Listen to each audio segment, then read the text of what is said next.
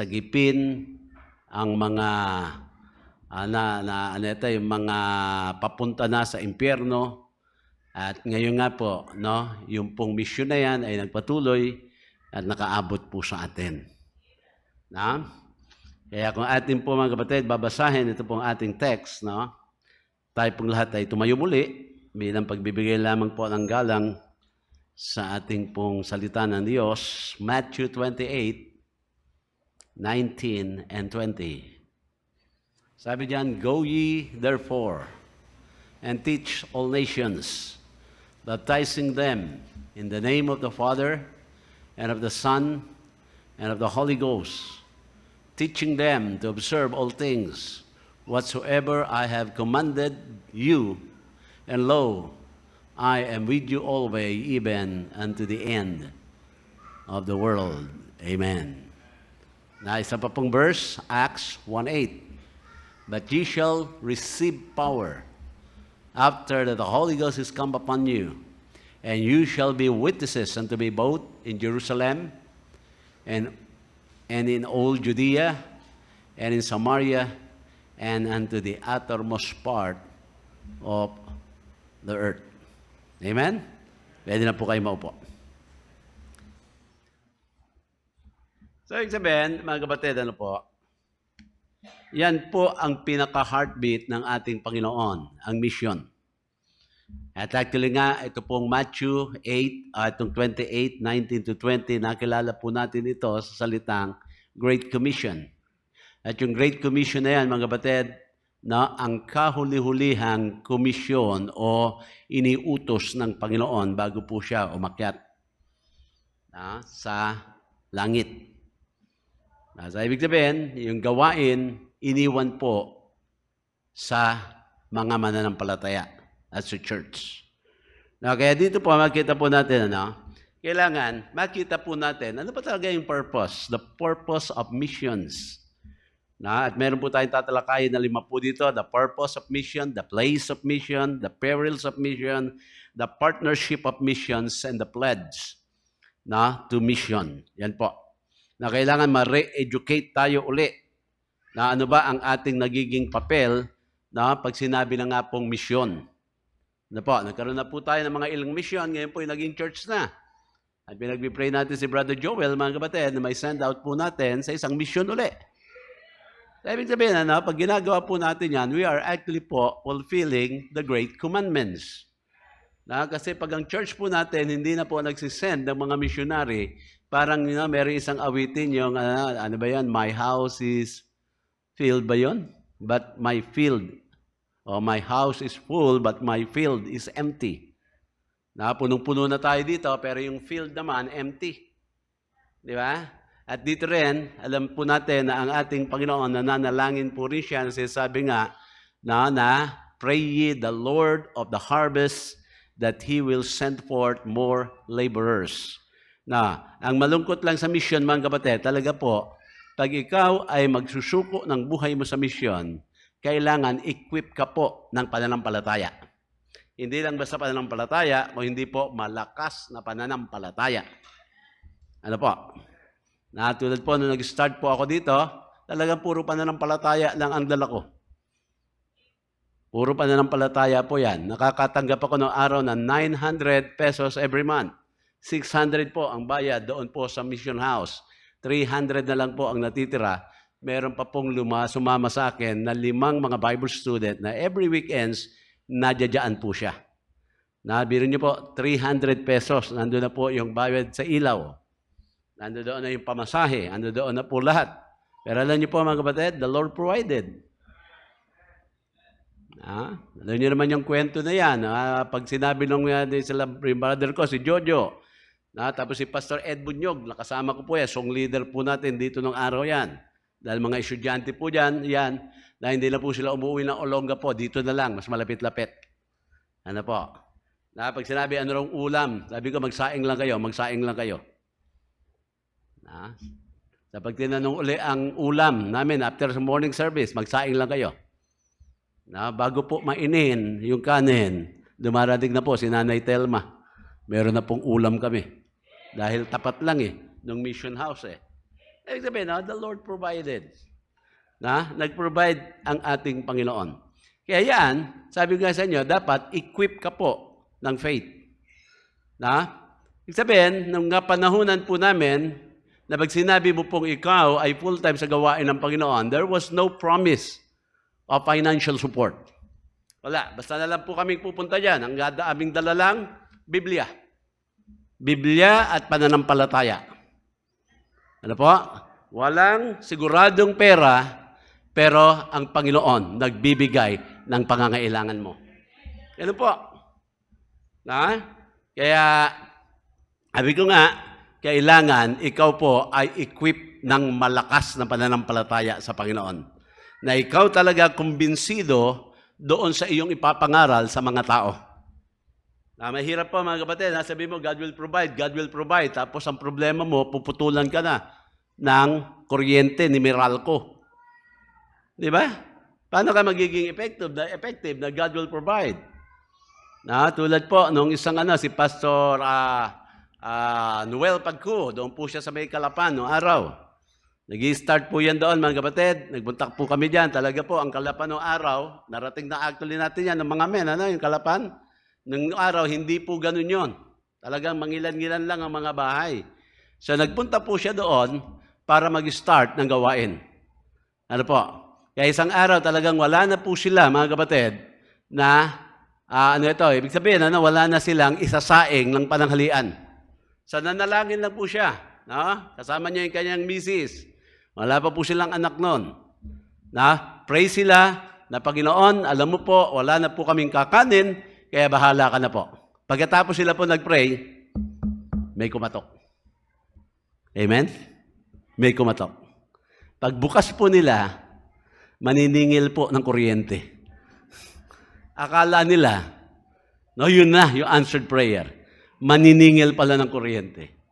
So kinuha niya lang, sabi, hindi ba, pag uwi mo naman mamayang hapon, dito ka rin naman babalik. Sabi ganon. Ni Pastor Pagco, sabi naman nitong sabi, opo, sige, mamaya na lang, pagbalik mo, daanan mo uli dito. Wala talaga sila. So pray lang po sila ng pray, hanggat nung mga mga kapatid, medyo late na may kumatok uli. Yun na po yung blessing. Dumaan yung kanyang tiyuhi na biyahero, at doon po, nagbigay po ng bigas, ng ulam, at ng pinansyal.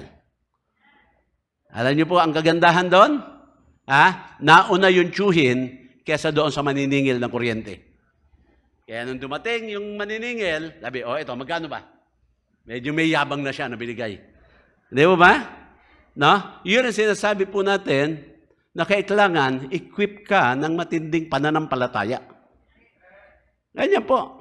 Kaya si Pastor Wen Siciliano, yung kanyang mga istorya naman noong araw, pag sila daw ay nasa gawain ng Panginoon at may pera, ang pagkain nila rice, yung kanin. Ano po? Pag medyo po raw yung budget, ay medyo kinukulang na. Ang tawag na nila doon sa kanilang rice, long rice. Alam niyo kung ano yung long rice? Kamote na po yun. At pag wala na, ang tawag na lang nila, memorize. Nagme-memorize na lang sila ng mga verses. Sa stories, after stories, mga kapatid, patungkol po sa misyon. Ganyan po Kaya pag ikaw ay mag-i-start ng gawain, mga kapatid, talagang kailangan ang pananampalataya mo buong-buo na. Hindi po obra na ikay pupunta sa misyon, tapos ikaw ay novice. Yung bagito ba? O ano ba ang tawag dyan? Yung mga akala lang okay na. Akala niya kaya na. Hindi po, mga kapatid. Kasi God will really put you into a test at titignan ko hanggang saan ka talaga. Ganyan po yan Hanggat saan ka talaga. Ikaw ba talaga ay magtitiwala sa Kanya? Ano po? Sa anong araw, dito nga po, nando doon tayo sa Meralco. Meron po dyan yung lugar na gipit. Gipit pa rin yata ang tawag ngayon dyan Ano na ba yung tawag ngayon dyan? Parang SDB? Yung ba yan? Yung looban, kila Pinky. Meron po akong na-win po dyan, mga kapatid, kuyog. Kasi noong araw, doon po sa gipit na yan, meron pong lagusan dyan, ang labas mo, ampirne. Sinarado na lang yan. Saan nangyari? Dahil ito po ay kuyog, mga kapatid, yung pong mission house na doon po sa Balas, puno agad na tagagipit. So napakasarap mag-preach ngayon. Di ba? Nung pinaka-leader nila, tinamad lang umaten, di lahat din sila kuyog. Kuyog dumating, kuyog din umalis. Di ba? Meron mga pagkakataon, mga kapatid, na ikaw po ay yung pananampalataya mo, encourage ka, pero biglang lalagapak po yan. At titignan, saan ka ba? Ano ba talaga ang iyong panawagan? Yan po ang misyon eh. Amen? Nung kapanahunan namin po, mga kapatid, parang parang ang turo na pag ikaw ay sumalo ng simbahan, parang wala kang dangal. Ganun po eh. Hindi naman talaga ganun, Pero parang ganun. Parang mas, parang mas magaling ka pag ikaw talaga ay nag-start ng gawain. Pero marami po, mga kapatid, ang itinuloy lamang ang mga gawain na talaga namang naging pagpapala sa marami at ginamit ng Panginoon. Amen? So yun po, mga kapatid. So may purpose po ang tinatawag nga nating mission. Okay. Na ano po ang purpose ng mission po natin? To fulfill the Great Commission. Yan po ang purpose niya. Na dahil, mga kapatid, merong inutos ang Panginoon sa atin, dapat bilang isang church, dapat po tayo ay nagsisend out ng mga missionaries or tumutulong sa mga missionaries. Yan yun po. Mga siguro yung mga early 90s. Doon po sa may Masantol. Ano ba yung dulo niyan? Masantol, Makabebe, Masantol, yon. Naapalit, Makabebe. Nag-start po ako dyan ng gawain. Dahil po doon sa mga dison ng araw na member ni Pastor Bunyog. Taga doon sila eh. Sabi, Pastor, mag-start ka naman ng gawain dito ng Bible study. So nagpupunta po ako doon. Kaya mula Marilao, mga kapatid, pupunta po ako dyan at mag-Bible studies. Na yung mga kapangpangan, mga kapatid, doon ko nakita kung gaano po karami ang manggagawa ng mga imahin doon po sa Makabebe. Doon pala nanggagaling yan. At sabi nga nila, doon sa may Masantol, noong una, doon nag-originate yan, lumipat lang na Makabebe. At ang santol daw po doon, o ang santo, kailangan daw gawa sa puno ng santol. Dahil hindi po pwede siya maging santo. Uy, sabi ko, okay yun talaga naman, yun ang paniniwala nila ng araw po doon. Hanggat na ito po, dumami na po yan, at ang sabi po, kailangan na po, meron po talagang pumirmi doon. Ang problema, wala pa tayong ready dito po. Kaya kinausap ko si Pastor Edwin Ta, sabi ko, Pastor, meron ka bang preacher dyan? May gawain doon. Yun na po si Pastor Noli Torres. So, nag-start po ng gawain po doon, mga kapatid, at yun nga po, ngayon, ay gawain na ng Panginoon at isang matatag na church na po rin. Bakit po? Kasi we are fulfilling the Great Commission ng ating Panginoon. Amen? Amen? Kaya mid-90s, mga kapatid, nakapunta naman ako sa Vietnam. Nakita ko po rin yung gawain doon na kailangan nila ng manggagawa. So parang yung puso ko po, tinatawag ng Vietnam. Nandito na kayo noon, nagpapaalam na po ako, itong si Ruth, iyak na iyak, ayaw akong payagan. Meron niyo po. Umiyak si Ruth, ayaw niyang umalis ako. Ang ginawa na lang po natin, tinulungan na lang natin yung mga taga-Vietnam. Sumuporta na lang po tayo dyan. Bakit po? Yan po ay fulfilling the Great Commission. Yan ang utos ng Panginoon sa atin. Go ye into all the world and preach the gospel. Amen? Kaya yan, tignan niyo po. Ito pong commission na ito, itong Great Commission na ito po ay actually po fourfold. 4 po yan.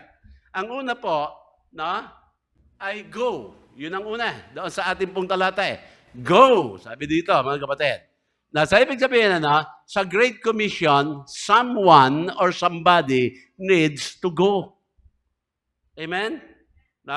At sinabi, it so happen, mga kapatid, yung gospel, yung una pong salita, o sa letra, ay G-O, di go pa rin. So, ibig sabihin na nasa gospel, pag inalis mo yung G-O, yung go, hindi po siya magiging gospel. Kaya, we cannot take the gospel to anywhere without going. Amen? Alala ko ng araw. Siguro, ano pa ito, mga bagong Kristiyano pa lang po ako, mga 1981. Meron pong isang mananampalataya na talaga po, mga kapatid, isinuko niya ang buhay niya sa gawain ng Diyos. Na siya po ay nakilala lamang na ang tawag sa kanya, Brother Andrew. Na meron siyang Brother Andrew Movement o Project. Ewan ko po kung meron po sa inyo nakakaalala sa kanya. Na ito pong si Brother Andrew, mga kapatid, ang kanya pong misyon ay dalhin ang mga Biblia sa mga Iron Curtain. Pag sinabing Iron Curtain ng araw, yaan po ay mga bansang komunismo o komunista na bawal ang Biblia. So yun po ang kanyang pinakamisyon.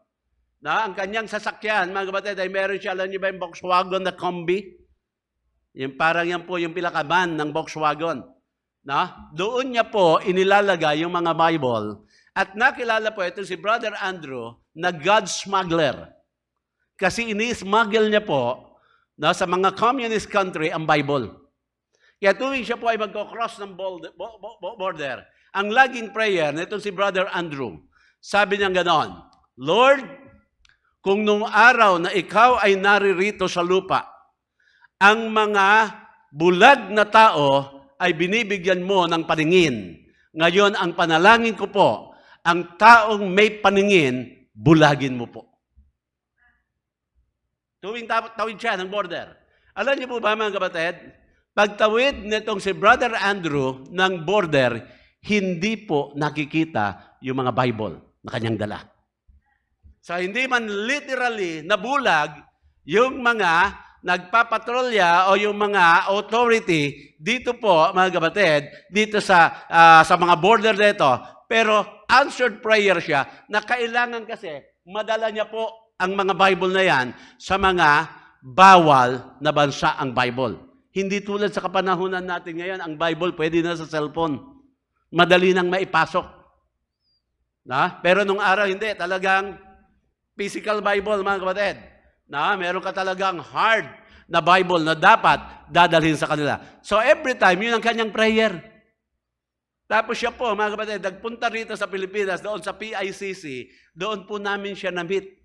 At talagang, mga kapatid, pag nakikita mo, yung tao na nababalita mo lang, kasi may libro siya God Smuggler ang title May libro po siya, ngayon mamimit mo talaga yung taong gumagawa nun. Kaya sabi niya po, nag-preach po niya doon, ang sabi niya, kung sino sa inyo ang gustong magkaroon ng ministry na aking ginagawa ngayon, sabihin niyo lang sa akin, then I will teach you how to go in this mga country na bawal. Ituturo niya raw kung paano. Sabi niya, ang problema niya lang, hindi ko ituturo sa inyo kung paano kayo makakalabas.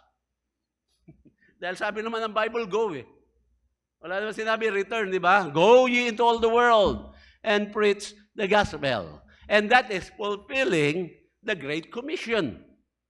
Amen? Marami pa pong mga istorya, mga kapatid, ng mga nagmimisyon.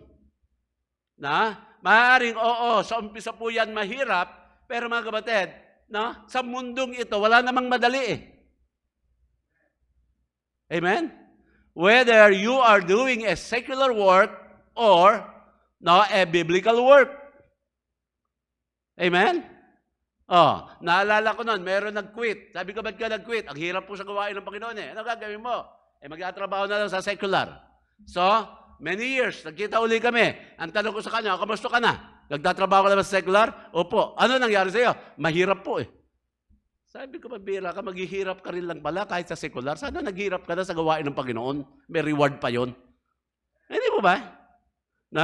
Kaya yan po, go, mga kapatid. Yan ang sinasabi po sa atin.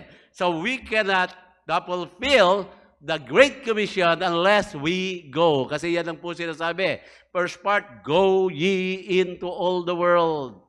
Then preach the gospel. Di ba? Ano pa? Yung support Paul. Number 2. Ano po? Teach.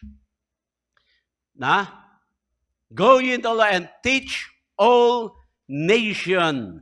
Kaya teaching and reaching, magkasama po yan.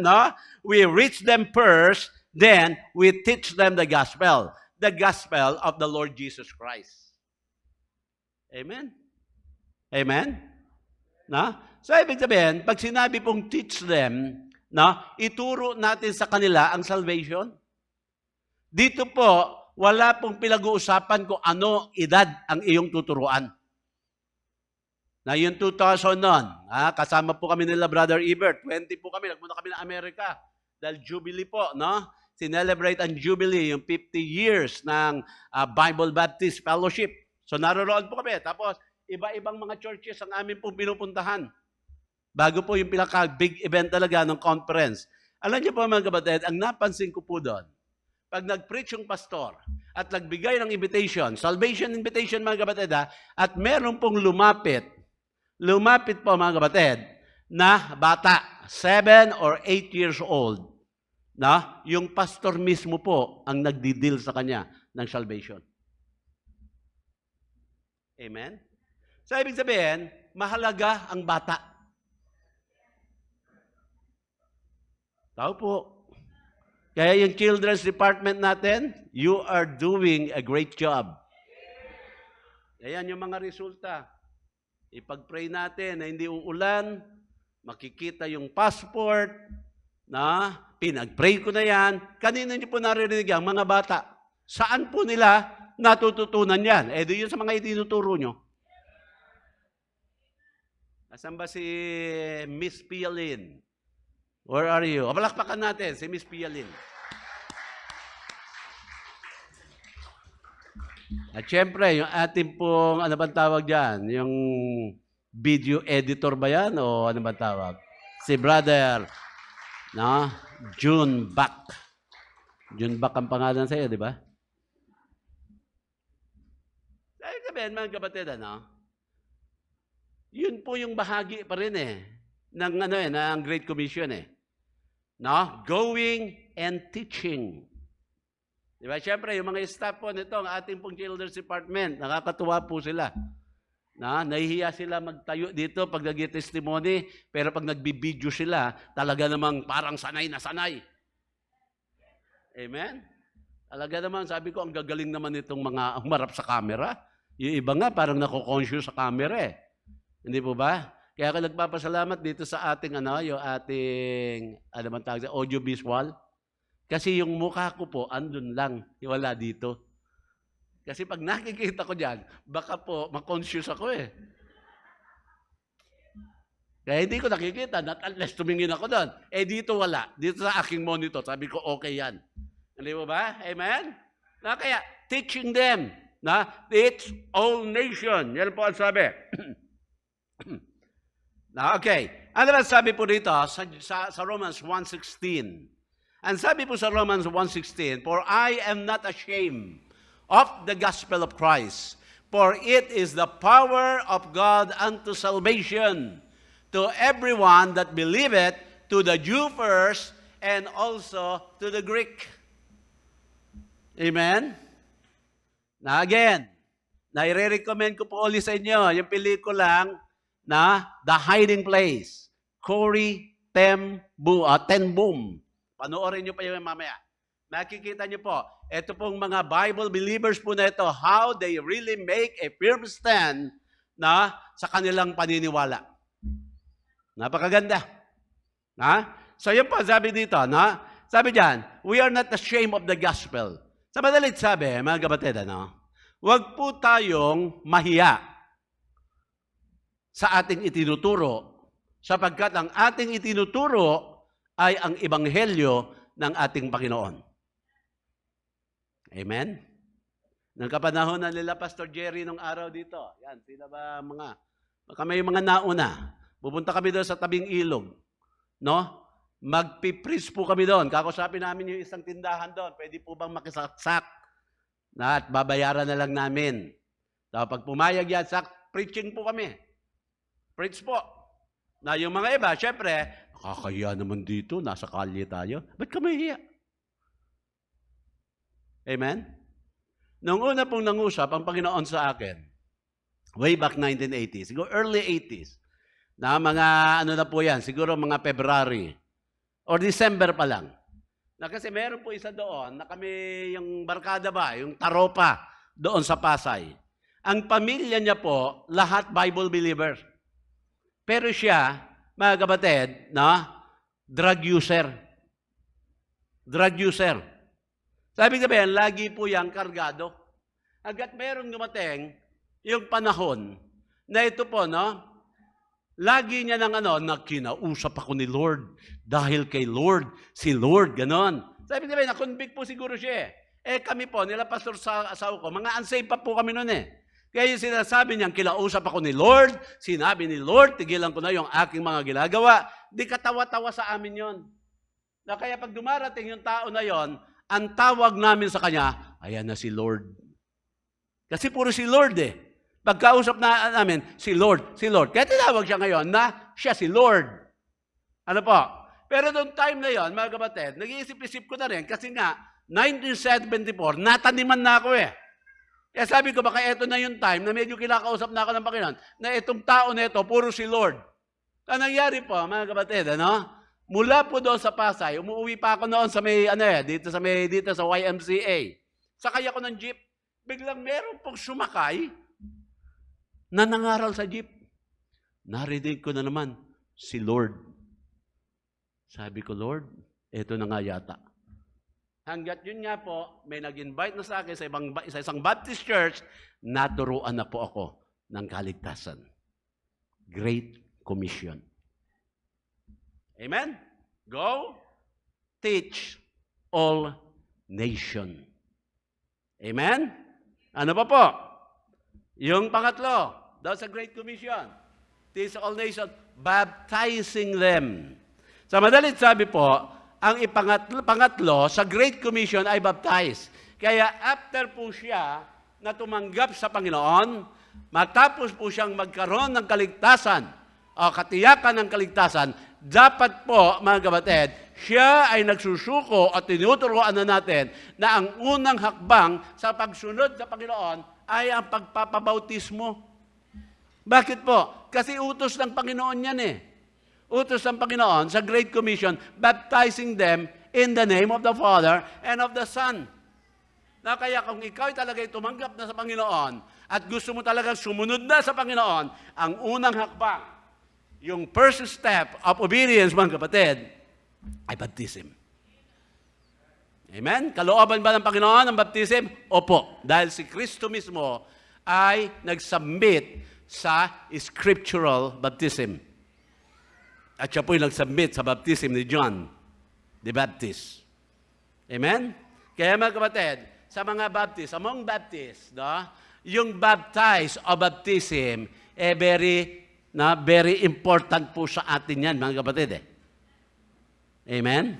Because what we believe, yung kind ng baptism, ay yung baptizo o transliteration po, mga kapatid, ng baptism, o ng baptizo ay baptism, at sa English word po yan ay immersion or to dip. Kaya ang tamang baptism, mga kapatid, biblical baptism, ay inilulubog, hindi po winiwisikan. Dahil pagwisik, rantiso po yun. Hindi na po siya baptizo o baptism. Amen? Lalo na yung, hindi ba yung wisik? Sprinkling Kasi yung sa atin, pouring naman. Ano ba yan? Kiyisim yata yan. Na yung mga baby, binubuhusan ng tubig sa ulo. Hindi po ganon klase ang baptism po na itinuro ng Biblia. Amen? Kaya ang baptism niyo po is wisik lang o buhos na hindi po biblical yan. Hindi po yan ang Bible scriptural baptism. Yan ang utos po sa atin na atin pong ibaptize sila. Ano pa po yung pang-apat? Dito po. Teach them to observe all things. Ibig sabihin, ng teach them, dahil naturuan mo na sila ng kaligtasan, ngayon po, kailangan i-disciple po natin sila. Ituro po natin, mga kapatid, kung ano ang sinasabi ng Biblia. Amen? Pag sinabi ng Biblia, bawal ang bisyo, ituro natin yan. Kasi teach them to observe all things. Pag sinabi ng Biblia, bawal ang sugal, mga kapatid, dapat po, ituro natin yan. Pag sinabi ng Biblia na hindi dapat tayo nagsusuot ng hindi po modest apparel, mga kapatid, dapat sundin natin yan. Kaya sinasabi, teaching them to observe all things. Pag sinabi pong all things, mga kapatid, observe all things, pati po ang klase ng pagsamba, klase po, mga kapatid, ng pagbabasa ng Biblia, klase po ng mga turo ng Biblia, ay dapat po matutunan ng bawat isa. Yan po ang sinasabi. So, hindi ibig sabihin, mga kapatid, hindi po dahil na-witnessan mo na, iiwan mo na siya, hindi po dapat umabot po tayo doon sa teaching them to observe all things. Fourfold siya. Amen? Amen? Na? Kaya purihin ng Panginoon, mga kapatid, meron tayong mga dinidisciple. Yan po ang napakaganda, mga kapatid. Yung meron kang inaalagaan, tapos yung inaalagaan mo, mga kapatid, ay natututo na. Tapos makikita mo yung inalagaan mo, siya naman ngayon ang meron ng inaalagaang iba. Yan po, mga kapatid, ang tinatawag nga nating discipleship. Teaching them to observe all things. Now, whatsoever I commanded thee. So yan po, ang sinasabi po sa atin, ng Biblia, sa ating pong purpose, na fulfilling the Great Commission. Pangalawa po, the place. Saan ba tayo dapat magmisyon? Sa Acts chapter 1, verse number 8, sabi diyan, but you shall receive power. Tingnan niyo po You shall receive power after that the Holy Ghost is come upon you. Ang tanong, nung tinanggap mo ba si Kristo, sino ang pumasok sa iyong puso? Hindi ba si Kristo?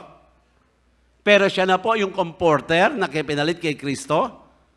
At yun na nga po ang Holy Ghost Sabi sabihin, kung ikaw ay tunay na ligtas, meron ka dapat banal na espiritu, at yung banal na espiritu na yon, mga kapatid, ang siyang nagbibigay sa iyo ng kapangyarihan. Para saan? Sabi diyan, but you shall receive power after the Holy Ghost is come, and you shall be witnesses unto me both in Jerusalem, and in all Judea, and Samaria, and unto the uttermost part of the earth.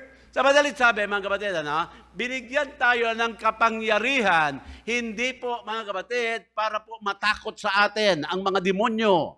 Magkaroon ka ng kapangyarihan na pag sinabi mong ganoon, tamaan ka ng kidlat. Hindi po ganoon Amen? Hindi po yung ganoong kapangyarihan. Hindi po yung sabi, mabaksakan ka sana ng malaking tuloso. Hindi po ganoon. Ang sabi po diyan, yung kapangyarihan na yan, gagamitin natin sa papanong paraan. You shall be witnesses unto me. Amen? Sabihin, kung ikaw ay talagang ligtas, ikaw dapat ay nagiging magandang patotoo. Tao po. Hindi klase ng patotoo na napupulaan ang iyong pananampalataya. Amen?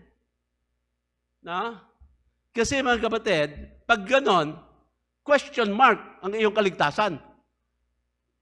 Dapat nagiging nagiging instrumento ka para maakay ang mga tao sa paanan ng Panginoon. Pero kung ang iyo namang patotoo ay sira, na itataboy mo ang mga tao, papalayo sa ating Panginoon. Ang tanong, sino ang gumagamit sa iyo? Ang Diyos o ang Diablo? Ngayon, kung ang Diablo, bakit ka nagagamit ng Diablo? Kung ikaw ay ligtas. Sa madalit sabi, kaya ka nagagamit ng Diablo, baka hindi ka ligtas. Nandiyan ba kayo? Amen. Di ba? Kaya sabi dito, you shall be witnesses unto me both in Jerusalem. Tingnan niyo po, mga kapatid, sa mga witnesses kasi, na halimbawa sa korte, meron nagwi-witness na yung kanyang pinapatotoo ay totoo. Meron naman nagwi-witness dahil nabayaran, yung kanyang patotoo ay hindi totoo o kasinungalingan. Ang tawag ng Bible diyan, sons of Belial. Yan po. Na ito yung mga upahan talaga, mga kapatid, na para magpatotoo ng hindi totoo para madiin yung nasasakdal. Kaya dito, tayo po yung mga patotoo. Sino po ang nasasakdal dito? Ang Panginoong Hesus. Amen? Kaya kung ikaw ay magpapatotoo ng hindi totoo, mga kapatid, si Jesus po ay mawawalan na ng kredibilidad sa kanyang mga ginagawa sa mundong ito. Opo. Kaya ano po ang dapat nating ginagawa ngayon? Siyasatin natin yung ating puso. Ligtas ba talaga tayo? Kung ligtas ka, bakit ganyan? Bakit ka ganyan? Opo. Amen? Bakit wala kang pakialam? Wala kang pakialam kung ano ang sabihin ng mga tao sa iyo, basta kung gusto mong gawin, kahit alam mo mali, gagawin mo. Alam niyo po, pag may mga taong parang may atraso, ang sarap sapakin. Yung nga lang, pag sinuntok mo yon, mag-glorify mo ba ang Panginoon? Amen? Amen? Palagay nyo. Merong mga ang sarap awayin, pero pag inaway mo, mag-glorify mo ba, Panginoon? Amen? Noong araw, nung tinatayo tayo dito, sabing ganon doon sa guardhouse, sabing ganon, bawal na kayo magtayo dyan. Dumating dito yung municipal engineer, Candelaria pa lang noon. Nabinigyan ako ng cease and desist order. Tapos sabi ng mga opisyales na hindi papapasukin sa guard o sa subdivision lahat ng materyales. Nag-react ako. Sige, subukan nyo. Huwag niyong papasukin, wala rin makakalabas dito. Babarahan ko yon. Mainit na ulo ko nun eh. Naisip-isip ko, kung gano'n ang gagawin ko, mag-glorify kaya ang Panginoon? Baka ginagamit lang ng Diablo yung ganong mga senaryo para masira ang patotoo. Amen? So, panalangin na lang. Di ba? Yan po ang minapakita po sa atin eh. Kasi, tignan nyo sa gawain ng Panginoon, kailangan natin ang banal na Espiritu. Kasi, after that the Holy Ghost is come upon you, meron kang kapangyarihan. Sa madalit sabi, mga kapatid, kung ikaw ay talagang mananampalataya, ang kapangyarihan na binigay sa iyo ng Panginoon ay para po maging patotoo sa Kanya. Makaakay ng kaluluwa sa Kanyang paanan. Amen? Amen? Gising pa ba kayo? Gusto niyong magpamasahe? Kaso bawal eh. Bawal ang Anyway, the place. Ano po ang unang sinabi po diyan? For Paul ulit ito. Una pong lugar na binanggit, Jerusalem. Ano ba ang Jerusalem? Ito po yung community around us. Actually po, ito po, yung sinasabi dito, na you shall be witnesses unto me in Jerusalem. Sabihin ito po yung ating mga kamag-anak. Yung mga malalapit sa atin. Yan po ang ating Jerusalem. Kaya ang pinakaunang mission field po natin, mga kapatid, ay yung ating mga mahal sa buhay. At lagi niyo pong alalahanin, ang bawat mananampalataya, ang bawat Kristiyano po, ang bawat nilalang na tumanggap kay Kristo sa kanyang puso, ang tawag sa kanya ay missionary. At ang bawat puso naman na wala pang Kristo, ang tawag naman po dyan ay mission field. Amen? Amen? Kaya kaibigan yan, lahat ng yan po ang ating Jerusalem. Ngayon, meron mga pagkakataon, ang strategy ng Diablo ganito pa rin para i-discourage tayo Sasabihin ng Diablo, ikaw, gusto mong maglinis ng bakuran ng iba, yung sarili mong bakuran, marumi. Ano ba sinasabi? Gusto mo abutin yung mga tao na nandoon sa kapitbahay, na nandoon sa isang barangay, tapos yung mga kamag-anak mo, hindi mo nga maabot So, siyempre, pag nakinig ka naman sa tinig ng Diablo, oo nga, huwag na lang. Amen? Ang tanong, Sino ba ang nagliligtas? Ikaw o ang Diyos?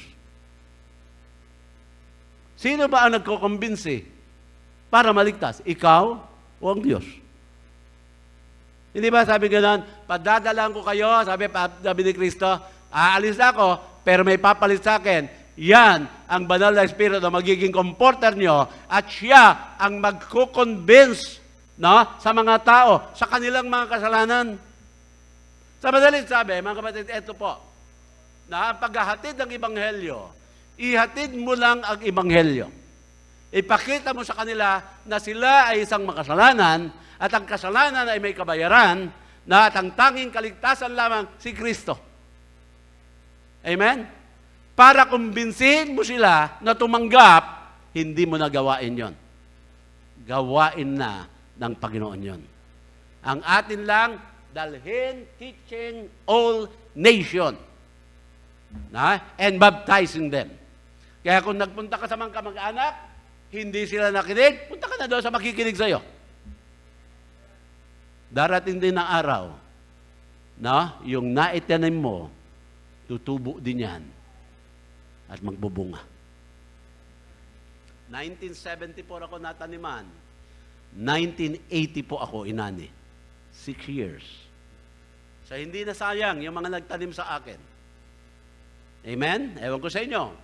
Baka merong mas matagal pa rito, mga kapatid, na 6 years bago ka talagang nag-surrender sa Panginoon. No? So, Jerusalem, yan ang unang lugar. Pangalawa, Judea. Yan ang sabi. Ito po yung mga outer area na po, mga kapatid. Na ibig sabihin, ito na yung siguro yung mga karatig bayan o kabilang probinsya. Yan po yung Judea na, mga kapatid, na kailangan mag-travel ka na po para ituro ang salita ng ating Panginoon.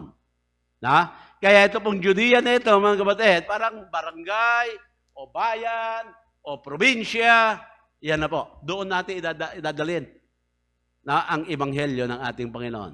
Kaya mga kapatid, hindi po obra na ikaw ay magpapastor o magmimisyonary. Tapos ang aabangan mo lang ay yung mga lumalaya sa ibang simbahan at iipunin mo. Wala pong karangalan pag ganon. O di kaya, i-splitin mo yung simbahan. Pag na-split, ikaw ang papastor doon sa split. Uso po ngayon yan. Kaya tuloy, may mga members, pinag-aaway-away yung mga pastor eh.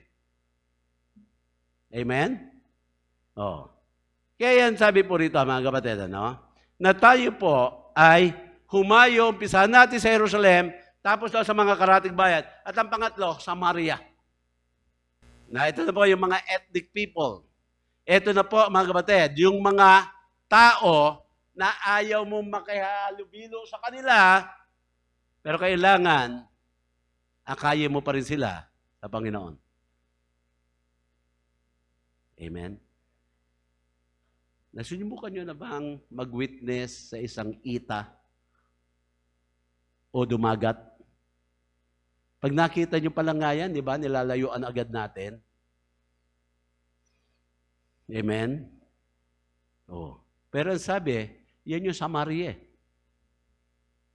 Yan yung mga lugar na ayaw mong puntahan, pero kailangan nila ng Ebanghelyo. Alalahanin niyo po ang mga Hudiyo, tsaka mga Samaritano, wala pong magandang ugnayan po yan. Meron silang racial discrimination. Pag ikaw ay taga Samaria, ang tingin ng mga Hudyo sa'yo, aso ka. Mababang klaseng tao ka. Pero ang sabi, yun daw ang pupuntahan eh. Magiging witnesses ka, maging sa Samaria. Ano po yung pang-apat? Ang pang-apat, world. You will be witnesses at be in Jerusalem, in Judea, in Samaria, and unto the uttermost part of the earth. Yan na po yung foreign mission. Kaya tayo po ay tumutulong na mga ilan sa foreign. Meron pa tayo tinutulungan sa Cambodia. Meron tayong tinutulungan sa Vietnam. Meron tayong tinutulungan sa Myanmar. Saan pa ba? Sa Tanzania. Sa China. Sa Thailand. O sa Taiwan. Marami po. Kasi yan yung Great Commission pa rin eh. Unto the uttermost part of the earth. Amen? Amen? Oh. Kaya mga kapatid, yung mga nawiwin nila doon, abay, kasama tayo doon. Tumulong tayo eh. Di ba? Oh, tingnan niyo, balikan mo nga yung yung ating pong yung ating Acts 1:8. Tingnan niyo ha. Sabi diyan, you shall receive power. Tingnan niyo po. After that the Holy Ghost is come upon you, and you shall be witnesses unto me. Ano yung salita? Both in Jerusalem, both in all Judea, both in all Samaria, both and unto the uttermost part of the earth. Ibig sabihin, hindi po isa-isa, kundi sabay-sabay. Di ba? Ngayon, maaari hindi tayo pwede magpunta doon sa uttermost part of the earth. Pero meron mga doon nandun So, ano gagawin na lang natin? Padala tayo ng tulong doon. Ng financial support. So, ano nangyayari? Napupulpil po natin yung sinabing both in Jerusalem and in all Judea and in Samaria and unto the uttermost part of the earth. Amen? So, yun po ang dapat nating maunawaan po dyan. Yung kapangyarihan para po sa soul winning. Kaya huwag kang hihingi sa Lord, bigyan mo naman po ako ng kapangyarihan. Bigyan mo po ako ng power, Lord. Ang tanong, saan mo gagamitin yung power?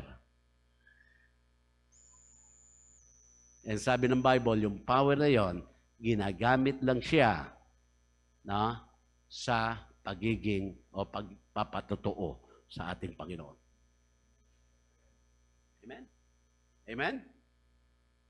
Hindi, Lord, bigyan mo ako ng power para po yun ang bubuli sa akin. Hindi na nila ako mabuli.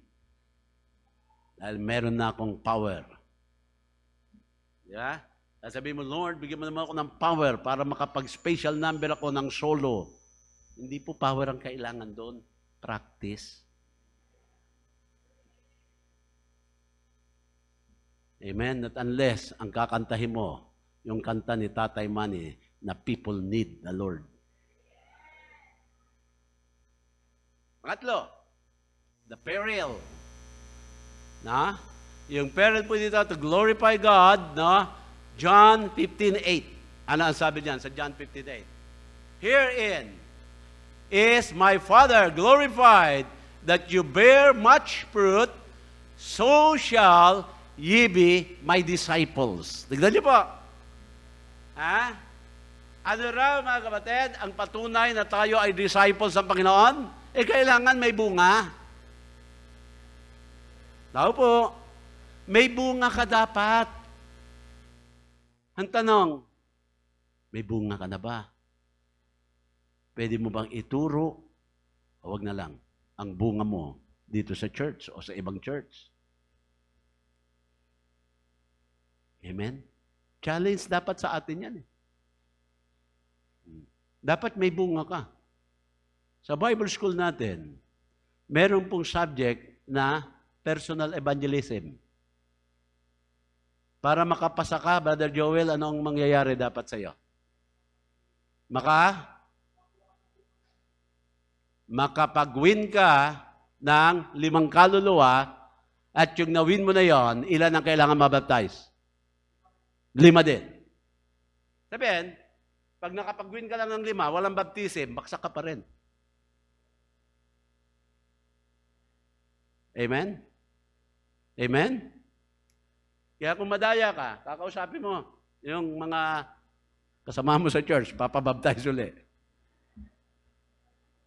Minsan, maabilidad yung iba nabaptize na, papabaptize ulit. Para lang magkaroon ng baptism. Anyway, yan po sinasabi. Tignan niyo po.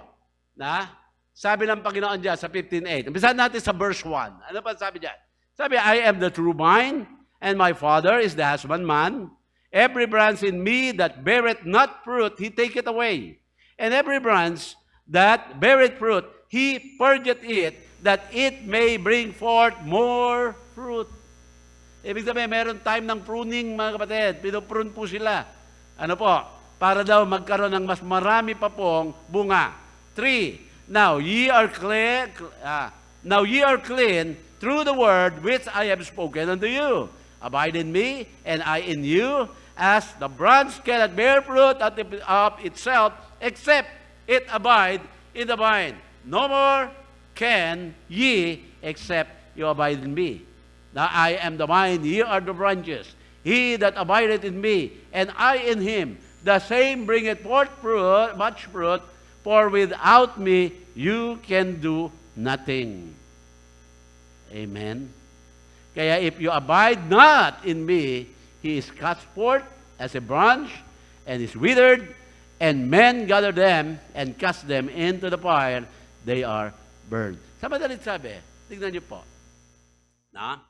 Kung ikaw ay talagang disciple ng ating Panginoon, ikaw ay talagang iligtas, kailangan may bunga ka. Sabi, nagkabunga po ako. Nawala naman. Okay lang din yun. At least nakapagbunga ka. Di ba?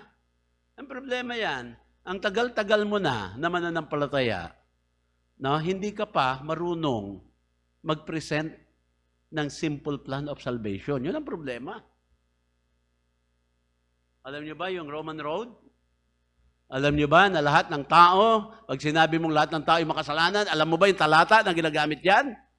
Alam mo ba ang talata na nagsasabi ang kasalanan ay may kabayaran? Alam mo ba kung nasa inyo talata na nagsasabi na merong kapatawaran at ang tumanggap kay Kristo ay magkakaroon ng buhay walang hanggan? Alam ba natin lahat yan? Dapat alam mo.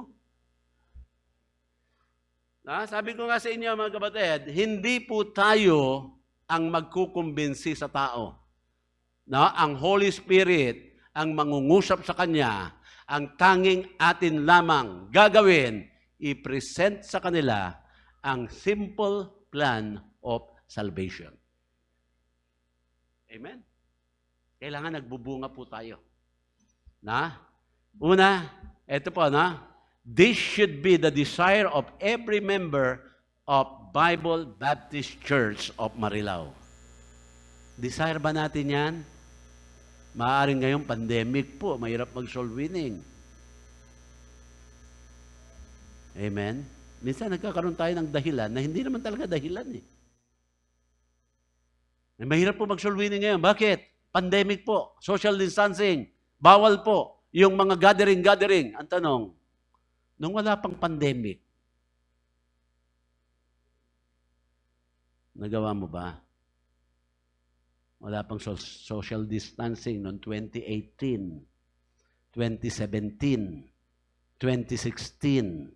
Wala naman nun Amen? Amen? Pangalawa, this should not require pastoral motivation. Kaya kung alam mo po ang Great Commission, kahit po hindi po nagsisisigaw ang preacher po dito, mga kapatid, ikaw pa rin ay mag-aakay ng kaluluwa. Alam niyo po ang pinakasimpleng pag-aakay ng kaluluwa? Kumuha ka ng babasahin. Meron tayo dyan Iabot mo yan. Panalangin mo na yung babasahin na yon ay mangusap sa Kanya. Lagi niyo pong aalalahanin, mga kapatid, yung ating pong Mother Church na pinangunahan ni Pastor Belmonte, nabuo po yan dahil lamang po sa babasahin. Na itinapon lang po sa bus na pagpasahero.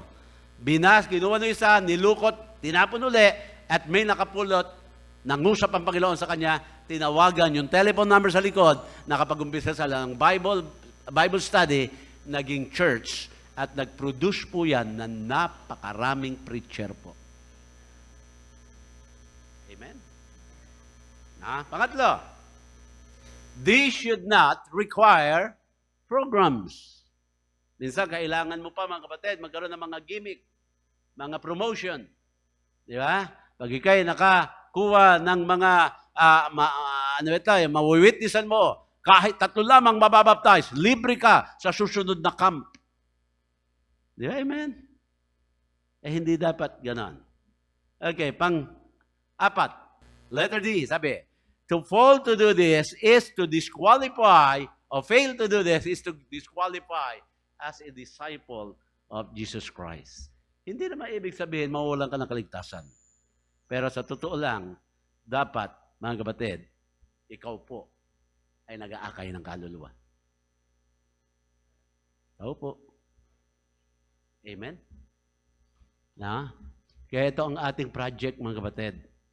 Yung ating Facebook, yung mga account nyo yan, punuin nyo ng larawan. Pag may na-witnessan kayo, mag-picture kayo. Sabi mo, tumanggap ito sa Panginoon. Subukan natin punuin yan. Amen? Bukod doon sa ating challenge, para ma-challenge din yung iba. Amen? Amen? Na tumanggap si so-and-so sa Panginoon. Puriin ang Diyos. Pa-picture kayo. Selfie. Amen? Na? Okay, pang-apat, mga kapatid. Partnership. Na? How do we fulfill our part sa mission? Na? Okay. Noong 1980, hindi pala, 2000, nang kami po yung magkakasama ni Brother Ebert, nasa isang simbahan po kami doon, na kumakanta po kami as a group nung thank you for giving to the Lord. Tapos sabi ni Brother Ebert, yung last stanza, bababa po kami doon, kakamayan namin yung mga mananampalataya at sasabihin namin, thank you for giving to the Lord. Meron po isang babae doon, iyak ng iyak. 28 years old po siya. Iyak na siya ng iyak. Sa nangyari po, nung natapos na po kami, na kinakausap niya po kami, na talagang na-touch daw siya doon sa salita o doon sa kanta na thank you for giving to the Lord. Alam niyo kung bakit? Sabi niya, mula nung siya 8-year-old pa lamang, nagbibigay na siya sa kanyang mission offering.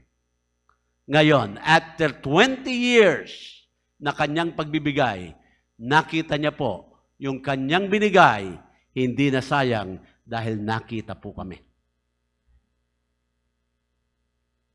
Kaya pag nagsasalita si Brother Ebert doon, sabi niya gano'n, magpapatotoo yan, well, I'm sorry church. Kasi nung araw, uso yung mga slide nung 20, mga picture ba pinapakita. Sabi niya gano'n, I am sorry church, sabi niya. I was not able to bring pictures ng gawain. I just brought the real thing. Di ba? Kami yung real thing eh. So palakpakan yung mga tao. Tapos kakanta kami ng thank you for giving to the Lord. Sabihin, mga kapatid, ano po ang ating part? Na partnership po, magbigay tayo doon sa mission. Kaya yung mission giving niyo po, yung nakikita niyo sa sobre niyo po, na faith promise, mission giving, sa mission po napupunta yan. Sa totoo lang, hindi naman sumasapat yan. Ginadagdagan natin yan, galing po sa ating general fund. Kaya, ang mission po, na every time na maglalagay ka po diyan, mga kapatid, nakakatulong ka sa mga missionary na ating pong tinutulungan at ating pa pong tutulungan. Naalala niyo po itong si 1 Samuel chapter 1, verse 1. Si Hannah. Ito po si Hannah. Now, there was a certain man of Ramataim Supim of Mount Ephraim. His name was Elkanah, the son of Jeroham, the son of Elihu, the son of Tuhu, the son of Shuf, and Ephratite. Okay. And he has 2 wives. The name of the other was Hannah, and the name of the other, Penina. And Penina had children, but Hannah had no children. O Hannah had no children. Huwag niyo na pong isipin yung dalaway asawa niya, ha? Old Testament po ito, ha? Baka mainggit pa kayo. And this man went out of his city yearly to worship and to sacrifice unto the Lord of hosts in Shiloh. Now, and the 2 sons of Eli, Hophni and Phinehas, and the priests of the Lord were there. And when the time was that Elkanah offered, he gave to Peninnah, his wife, and to all her sons and her daughters portions. But unto Hannah he gave a worthy portion, for he loved Hannah, but the Lord had shut up her womb. Okay, walang anak. And her adversary also provoked her sore, for to make her fret, because the Lord had shut up her womb. And as he did, so year by year, when she went to the house of the Lord, so she provoked her, therefore she wept and did not eat. Sige, tuloy-tuloy lang. Then said Elkanah, her husband, to her, Hannah, why weepest thou? And why eatest thou not? And why is thy heart grieved? Am not I better? Teka muna, wag muna. Am not I better to thee than 10 sons? So Hannah rose up after that he had eaten in Shiloh, and after they had drunk. Now Eli the priest sat upon a seat by the post of the temple of the Lord.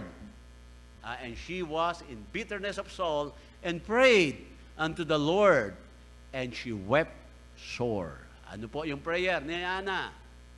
And she bowed and said, O Lord of hosts, if thou wilt indeed now look on the affliction of thine handmaid, and remember me, and not forget thine handmaid, but wilt give unto thine handmaid a man-child, then I will give him unto the Lord all the days of his life, and there shall no razor now come upon his head. Ano po ang bargain nito pong si Hannah? Panginoon, bigyan mo ako ng anak na lalaki, bibigay ko sa iyo yan. At maglilingkod siya all the day of his life. Sino po yung naging anak? Si Samuel. Now, paano po ito? Iugnay natin sa faith promise. Ganyan po mga kapatid ang faith promise. Na sinasabi mo, Lord, ibibigay ko po itong halaga na ito para sa mission. Alam niyo po, ang gagawin ng Panginoon yan, ibabalik din naman sa iyo yan eh.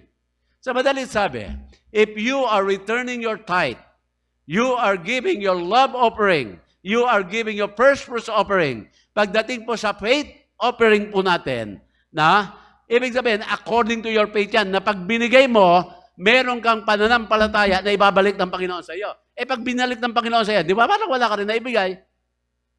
Pero na-exercise naman ang iyong faith. Kaya lagi ko pong sinasabi doon sa mga tinutulungan natin na mga missionary. Sabi ko, ipag-pray nyo yung church. Kailangan ang prayer nyo, yung mga members, lumakas ang faith para magbigay sila ng malaki-laki sa faith promise mission offering. Dahil pag hindi nagbigay yan, wala rin kami maibibigay sa inyo. Bagamat hindi natin ginagawa yun.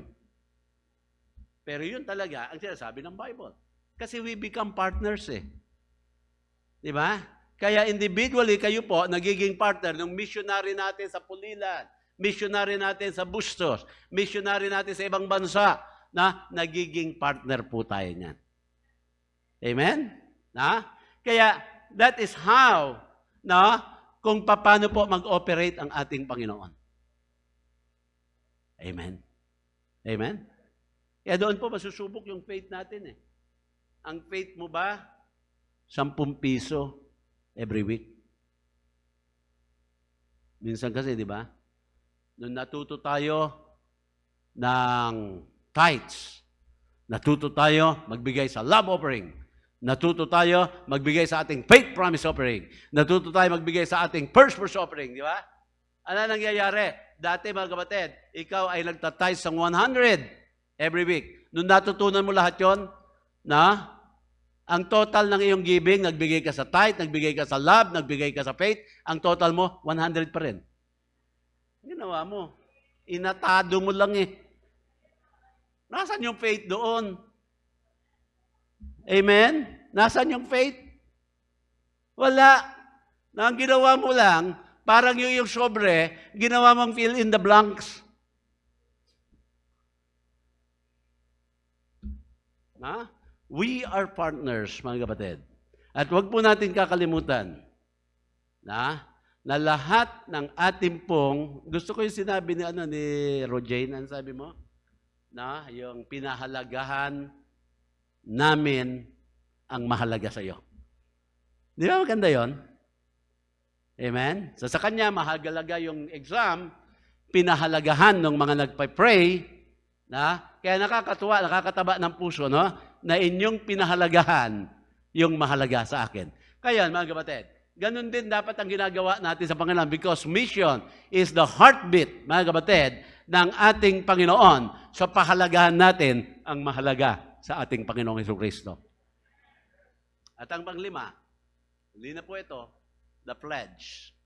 And sabi nga dyan, I am not ashamed of the gospel of Christ, for it is the power of God unto salvation to everyone that believeth, to the Jew first, and also to the Greek. May pledge po dapat tayo. Magkano ang ating faith? Naalala niyo po yung widow at Sareptat? Sino nagpunta doon? Si Elijah, no? Sabi niya, iluto mo yan. Meron ka pa ba diyang mantika at saka harina? Lutuin mo na yan. Pakainin mo ako.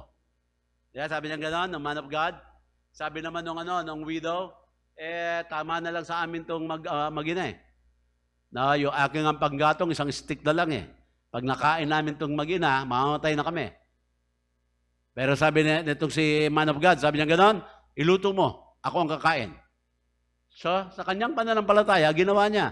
Ano po ang naging kapalit? Ang sabi po ng Bible, yung kanyang lalagyan ng harina, hindi maubos-ubos, pati yung kanyang lalagyan ng matika. At hindi lang siya o mag-ina ang nakinabang, pati yung mga kasamahan nila sa kanilang bahay. And that is faith. Yeah, mga kapatid. Yan po ang purpose ng mission. Ng araw, dito po sa Marilao, meron ng mga pagkakataon, ayaw ko na. Mahirap.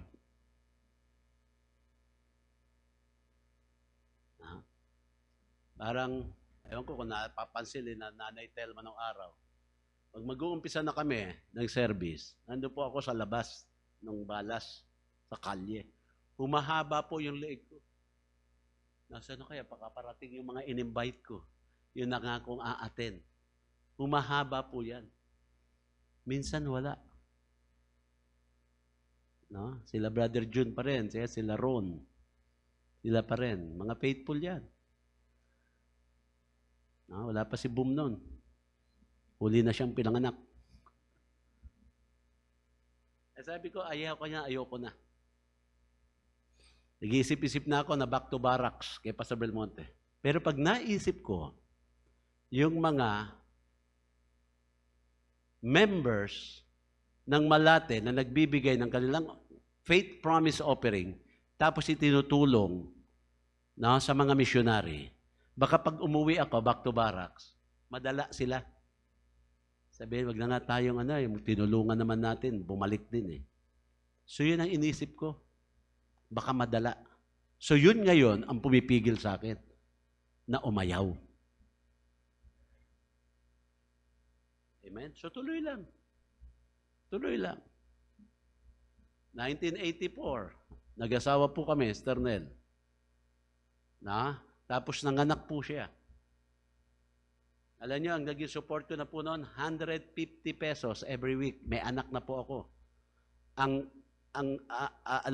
gatas pa ni Chill, S26. Biro niyo po, 150 pesos, S26. Wala na yata ngayon yan Pero alam ko, yun ang pinakamahal ng araw. Mahal na,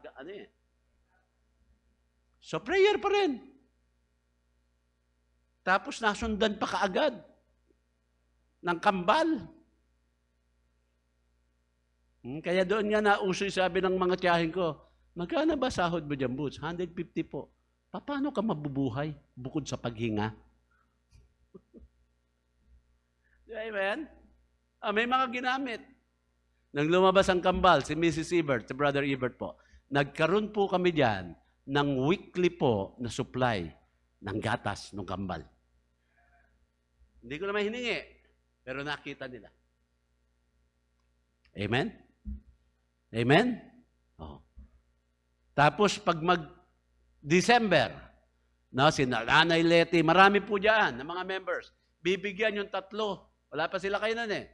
Bibigyan ng 3 ng bago nilang mga baro, pamasko. So wala pong Pasko na dumaan na wala pong bagong baro yung mga yan. Dahil usapan namin noon, lahat ng love gift na pera na papasok pag December, diretso sa first fruits. So walang pambili ng ano. Pero mga kapatid, binibigyan sila ng baro. And that is how the Lord provided. Ano lang kailangan? Biblia at pananampalataya. At hanggang ngayon, mga kapatid, hindi pa rin nagbabago yan. Biblia at pananampalataya pa rin ang aking daladala para sa gawain ng Panginoon. Tayo pong lahat ay tumayo.